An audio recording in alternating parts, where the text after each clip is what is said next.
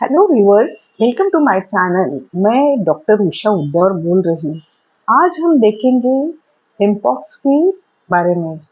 ये एमपॉक्स अभी पूरे दुनिया में उसका एपिडेमिक चल रहा है। तो क्या अगेन हम लोगों को लॉकडाउन पे जाना पड़ेगा कि नहीं, ये आज हम देखेंगे। और ये जो सेशन है वो थोड़ा बड़ा हो जाएगा। ये सेशन में मैं वो एमपॉक्स का इतिहास बताऊंगी, दूसरा वो लक्षण बताऊंगी, साइंस सिम्टम्स यानी, दूसरा उनका क्या इलाज होता है, उनका प्रिविलेंस क्या है, क्या हमारे इंडिया में, भारत में इसका प्रादुर्भाव हुआ है और इससे कौन से स्ट्रैटेजीज इंडियन जो है अपने भारत सरकार ने लिए हैं क्या नहीं, या डब्ल्यूएचओ ने लिए हैं, ये देखेंगे। तो उसके पहले ये एमपॉक्स के बारे में दुनिया भर में डब्ल्यूएचओ ने है वो एपिडेमिक डिक्लेयर किया है। जो मिस्टर टेड्रोस अधनोम घेब्रेयेसस जो है वो महानिर्देशक है और उन्होंने डब्ल्यूएचओ के मुताबिक ये जो एमपॉक्स है उसका एपिडेमिक ऐलान किया है और दुनिया भर में उसके जो अलर्टनेस जारी कर दिया है। वो जो डीआर के एमपॉक्स का जो उद्रेक हुआ था वो सबसे पहले किसमें हुआ है, तो अफ्रीका में, दक्षिण अफ्रीका में हुआ है और कांगो शहर में 96 केसेस उनको मिले हैं। और जो अभी ये एमपॉक्स के जो वेरिएंट्स है वो वेरिएंट्स क्लैड 1 करके सामने आए हैं और वो बहुत ही घातक वेरिएंट्स है और इससे मृत्यु दर भी ज़्यादा होता है। और दक्षिण अफ्रीका में 1300 के रुग्ण पाए गए हैं और उसमें से 450 यानी 450 जो रुग्ण थे एमपॉक्स के वो मर भी गए हैं। इतना वो जानलेवा ये बीमारी है और ये पूरे 60 देशों में भी फैल चुकी है। और इसका 1922 में अपने इंडिया में भी ये एमपॉक्स की लागण हुई थी, लेकिन वो जो एमपॉक्स का वेरिएंट है वो ग्लैड 2 था और उस इतना घातक नहीं था। और जो वीरोलॉजिस्ट विशेषज्ञ है उनके माने एमपॉक्स ये वेरियन पॉक्स फैमिली के है और उसमें 2 वेरिएंट्स रहते हैं, क्लैड 1 और क्लैड 2।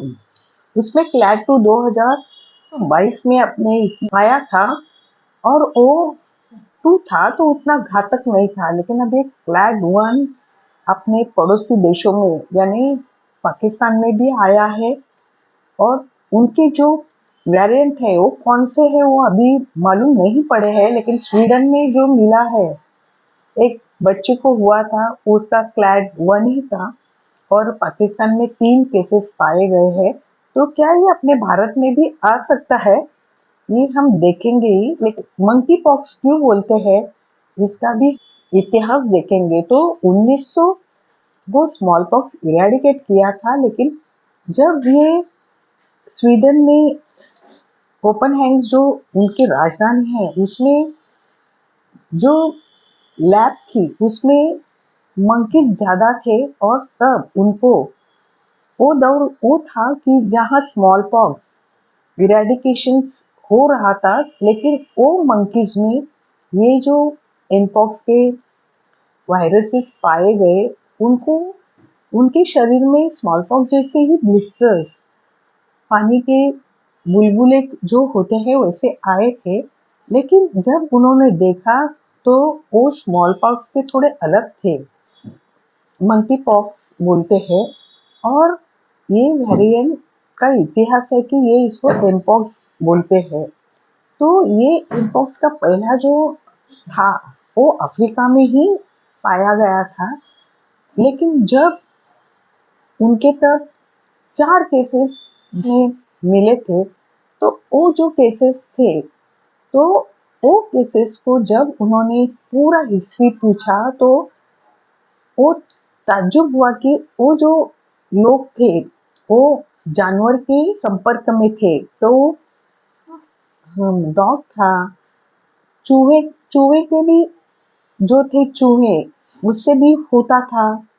और ये इतना संसर्गजन्य है कि ये एरोजोल मीन्स हवा से भी होता है, मीन्स हाथ मिलाने से भी होता है।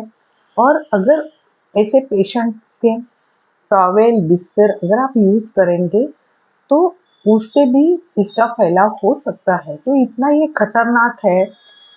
और ये जो लक्षण है उसके, वो लक्षण क्या है, तो जब किसी संक्रमित आदमी का संक्रमण नॉर्मल लोगों से होता है तो उसको वो होता है। और उसका इंक्यूबेशन पीरियड कितना होता है, 14 से 21 दिन का होता है। मीन्स जब संक्रमित व्यक्ति से संपर्क आता है तो 14 से 21 दिन के बाद उनको ये दिखता है। तो उसमें पहला जो साइन एंड सिम्टम्स होता है, लक्षण, वो तेज बुखार आता है, सर दर्द होता है और मांसपेशियों में भी दर्द होता है। और शरीर में फोड़ों जैसा रैश मीन्स ब्लिस्टर होता है, फुंसी जैसा होता है बाद में। और वो फिर उसका उसके ऊपर खपली आता है और वो निकल जाता है वो। अगर आप उस दौरान कुछ भी दवा नहीं लेंगे तो भी जूनोटिक डिजीज बोलते हैं उसको, वायरस है ये वायरस से होता है। तो वो खुद ब खुद अच्छा भी होता है। लेकिन अगर उस दौरान उसका संपर्क दूसरों लोगों से आता है नॉर्मल, तो वो चांसेस फैलने के ज़्यादा होते हैं क्योंकि वो बहुत इन्फेक्शियस होता है। इसलिए ये जब अफ्रीका के जो कांगो में जो लैब है, वो साइंटिस्ट को ये वायरल डिजीज है तो वायरस का इलाज क्या होता है, तो एक तो अभी वैक्सीन है। तो वैक्सीन कौन सी देते हैं, वो जो स्मॉल पॉक्स के लिए वैक्सीन यूज करते थे वही वैक्सीन देते हैं। लेकिन मैंने पहले ही बोला कि ये वेरियोन फैमिली का है ऑर्थोपॉक्स, और वो बहुत ही खतरनाक बोलते हैं वैसा वायरस है। उसका क्लैड 1 जो है अभी स्ट्रेन वो, तो उसके लिए एक तो आइसोलेशन इज बेस्ट है क्योंकि वो नाक से एयर से भी फैलता है, दूसरा और संपर्क से भी फैलता है। तो वो अगर व्यक्ति को होता है तो उसको आइसोलेशन करना चाहिए, सोशल बैरियर यूज करना चाहिए, मीन्स किसी लोगों से मिलना नहीं चाहिए। अगर वो जाते हैं तो मास्क पहनना चाहिए और अपना हैंड हाइजीन, जो हमने कोरोना में जो 4 प्रकार के किए थे, एक तो सोशल बैरियर्स मीन्स आइसोलेशन है, मीन्स सबसे अलग रहने का है, किसी से मिलने का नहीं है, उसको हमने क्वारंटाइन बोला था। और सोशल बैरियर माने अगर हम मिलने को जाते हैं तो जो डॉक्टर्स पीपीई डालते थे, मास्क डालते थे, हैंड वॉशिंग भी, हैंड जो हाइजीन है वो भी हमको करना चाहिए। तो ये 4 प्रकार के जो मुद्दे हैं ट्रीटमेंट के लिए, वो जाने। और वो अगर आप करेंगे, अभी ही अपने भारत में तो अभी तक नहीं आया है, लेकिन उससे अलर्ट रहने के सब जो गवर्नमेंट बॉडी है उन्होंने सब संस्थाओं को इसकी जानकारी दी है। क्योंकि डब्ल्यूएचओ ने वो एपिडेमिक करके ग्लोबली मीन्स दुनिया भर में ये एपिडेमिक है, क्योंकि हमने वो 2020 का एपिडेमिक कोरोना का देखा है और दुनिया कैसे ठप होती है, मीन्स सब दुनिया के व्यवहार कैसे बंद हो जाते हैं वो हमने देखे हैं। और वैसा ये महामारी नहीं आने के लिए पहले ही अगर हम अलर्ट रहे तो अच्छा है। तो उसके लक्षण मैंने बताए, अगर आप ये देखा किसी को तो इन्फॉर्म करना जरूरी है। तो व्यूअर्स, आज मैंने आपको एमपॉक्स को बारे में बताया, लेकिन एमपॉक्स और एचआईवी का भी कुछ रिलेशन है क्या, तो हाँ है, क्योंकि एचआईवी पेशेंट जो होते हैं वो इम्यूनो डिफरेंस होते हैं, मीन्स उसमें इम्यूनिटी कम होती है। तो अगर ये होता है और आपके आजू बाजू में ऐसे कुछ लोग आपको दिखे तो वो इन्फॉर्म करना जरूरी है, क्योंकि आप लोगों को ज़्यादा से ज़्यादा होने के चांसेस है। और ये जो एम्पॉक्स पाया गया वो बच्चों में पाया गया है, बुजुर्गों में भी पाया गया है, जिनको मैंने बोला है कि non NCDs means non communicable diseases जो होते हैं मीन्स, और उसमें अपना HIV भी के लोगों को भी होने के चांसेस हो सकते हैं।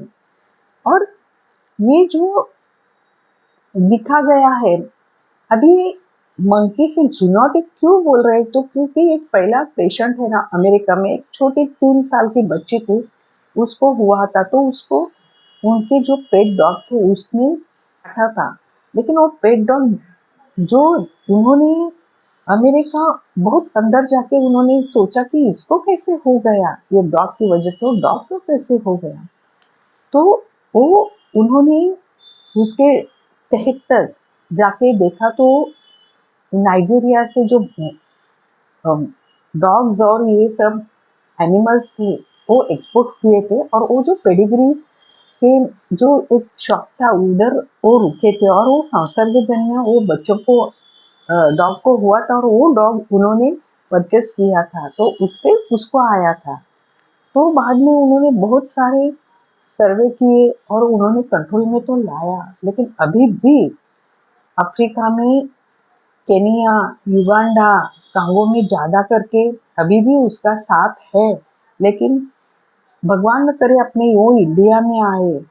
तो व्यूअर्स, आज मैंने आपको डिटेल में इसके बारे में बताया है इम्पॉक्स, लेकिन घबराने की कुछ बात नहीं है, तो भी सतर्क रहना हमारा काम है।